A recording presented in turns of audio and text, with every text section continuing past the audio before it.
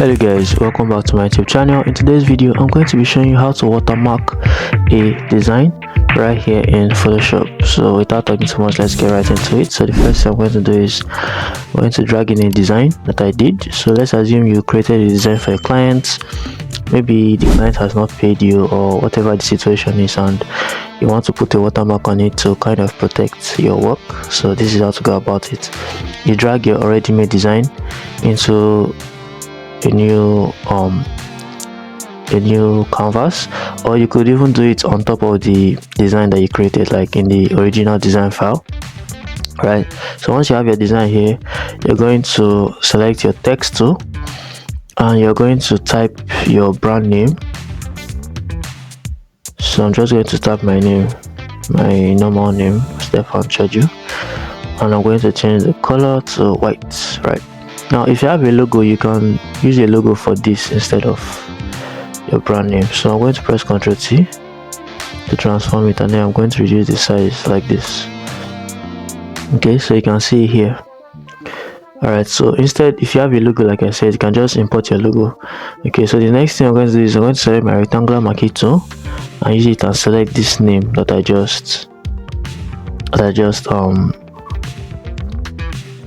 typed, right? So if it's your logo, you use your rectangular marquee tool and select your logo like this. So I'm going to hide the design, then I'm going to go to edit, and then I'm going to go to define pattern. Then I'm going to type in watermark.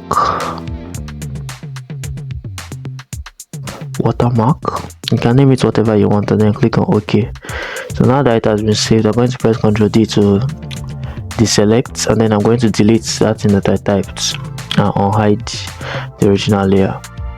And I'll go down on my layers panel and select pattern. Once pattern is selected, I'll come here and I'll select this that we just created, which is this Stefan.